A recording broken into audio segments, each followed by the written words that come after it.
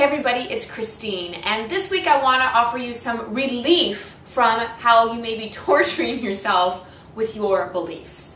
What I have found in my own life and coaching so many people is there's what's happening and then there's what we believe about it. And often our beliefs about it are what make us suffer, what make us struggle.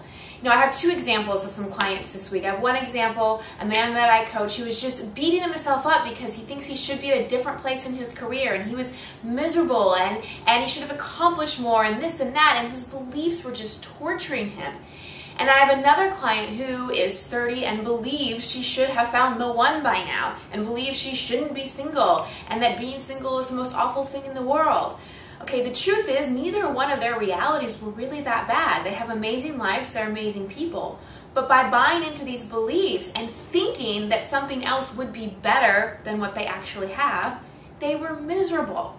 So my challenge to you today is, are you torturing yourself by believing that something different would be better? Let me say that again.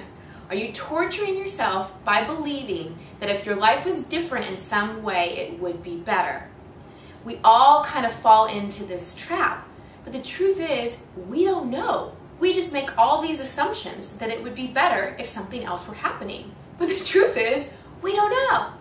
I love busting beliefs with my clients, and one of the most powerful tools that I use is called The Work by Byron Katie. If you aren't familiar with it, please go to her website. I put a link in my blog. There's 4 simple questions that you ask in The Work when you're believing a thought. And the first question is it really true? Because a lot of the times we can't say that it is. And some of us will say yes, and some of us will say no, and if we're absolutely convinced it's true, then the second question is, do you really, really know 100% that it's true? Like, did my client really, really know that he'd be so much happier if he'd be at a different point in his career? And did my other client really, really, really know that she'd be so much happier and it'd be so much better if she were with someone else? The truth is no. And then the third question is, how does believing that thought influence you? How do you react? How do you feel? And you list all the ways that it impacts your life. Most of those are negative. And then the fourth question is, who would you be without that thought? So when I ask my clients, who would you be without that thought that you should be somewhere else or you shouldn't be single? They both were like, wow, I feel a lot better. I feel free. I may be able to see all the blessings in my life easier.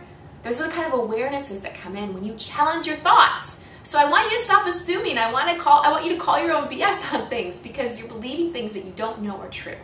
And then the final part of the work is to turn the thought around, to basically reframe it, to find something that's more true.